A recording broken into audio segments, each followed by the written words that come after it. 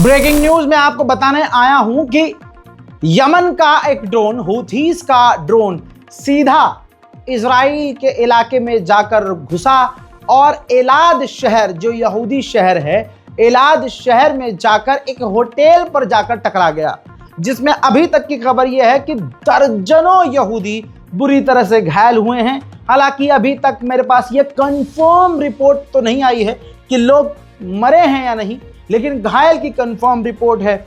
और ड्रोन को, जी हाँ, पहले फिलिस्तीनी इलाकों से गुजरते हुए देखा गया, बड़े सुकून से ये ड्रोन जा रहा था और फिर वो एलाद के इलाके में जाकर गिरा। इससे क्या साबित हुआ कि इजराइल का खुद का एयर डिफेंस सिस्टम अभी ईरान से जंग के बाद मजबूत ना हो पाया है। और इजराइल जो दावे कर रहा है कि हम ये कर सकते हैं, हम वो कर सकते हैं, सच्ची बात ये है कि अगर बराबरी से लड़ने पर आए किसी बराबर वाले से, तो इजराइल 2 दिन नहीं टिकता और सीज फायर की मांग कर लेता है। इजराइल सिर्फ निहत्तों और आम लोगों पर, बच्चों और महिलाओं पर हमला करता है। देखिए वो तमाम मंजर जब इजराइल के अंदर ये ड्रोन घुसा और जब तबाही मचाई, तो तमाम तस्वीरें आपके सामने।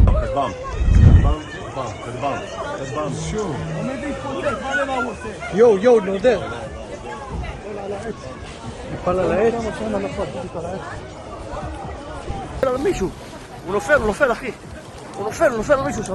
תראה, לא לימון. לא אף כל היום, אחי. הנה, נופל. נפל. נפל, ראית? יואו! יואו, אחי! יואו! וואו! פאק! יואו! אחי, בטוח יש נפגעים. זה אימא שלהם זונה.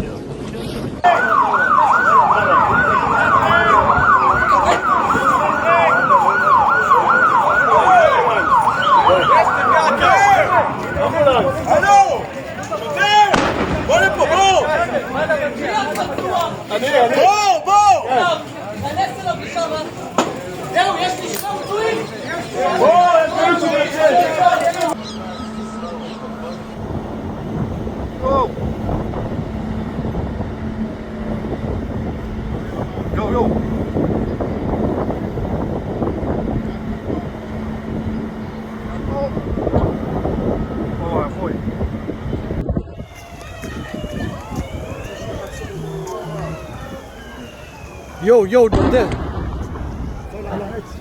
נפל על העץ. हज़रात, यूएन से भी एक ब्रेकिंग न्यूज़ है। चिली, वैसे तो बहुत सारे देश इजराइल के खिलाफ बयान दे रहे हैं और मान्यता भी फिलिस्तीन को दे दी है, लेकिन चिली के राष्ट्रपति ने, प्रेसिडेंट ने खतरनाक बयान दिया है नेतन्याहू के खिलाफ। कहा है कि मैं नहीं चाहता कि मैं नेतन्याहू के परिवार को मिसाइल से उड़ता हुआ देखूं टुकड़ों में, लिहाजा मैं चाहूंगा कि फिलिस्तीन की कोर्ट में, इंटरनेशनल कोर्ट में इंसाफ किया जाए और ईमानदारी से नेतन्याहू कोर्ट में पेश हो। उधर कोलंबिया के राष्ट्रपति ने तो और ही कह दिया कि इंटरनेशनल फौज फिलिस्तीन को जाए और आज़ाद कराए। जी हाँ, इंटरनेशनल मिलिट्री फिलिस्तीन की मदद करे और इजराइल से फिलिस्तीन को आज़ाद कराए। कमाल तो यह हो गया जब ज़ेलेंस्की ने फिलिस्तीन के समर्थन में बयान दे दिया और यूएन के अंदर ज़ेलेंस्की ने कहा कि यूएन के जरिए सूडान, फिलिस्तीन, इन जैसे दबे हुए देशों को आज तक यूएन से क्या मिला? सिर्फ स्टेटमेंट, बयानबाजी और कुछ नहीं। What can Sudan or Somalia or Palestine or any other people living through war really expect from the UN or the global system? For decades, just statements and statements. हजरात, ये भी याद रखिएगा कि ज़ेलेंस्की पर भरोसा हमें नहीं करना है। क्यों? क्योंकि ज़ेलेंस्की इसलिए ये सारी बातें फिलिस्तीन के समर्थन में बोल गया क्योंकि इजराइल खुलकर यूक्रेन की मदद नहीं कर रहा है। हजरात मोहतरम, ब्रेकिंग न्यूज फिर से बता रहा हूं। इस वक्त ये अपडेट आपको इसलिए दिया जा रहा है क्योंकि बड़ी खबरें आ गई हैं दोस्तों। फ्लोटिला के ऊपर, जैसे मैंने आपसे कहा था कि हमले का खतरा है, मैंने आपको बताया था परसों ही कि 15 ड्रोन उड़ रहे हैं फ्लोटिला के ऊपर।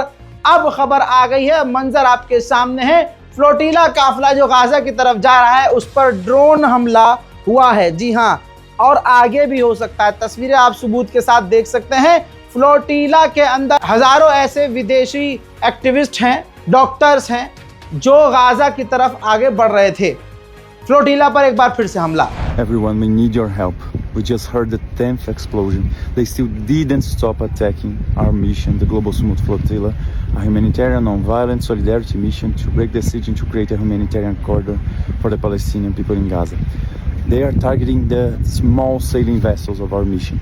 They're trying to destroy their sails, but they are using devices that have the capacity to injure people and to damage the boats. It's very important that we share this to the world.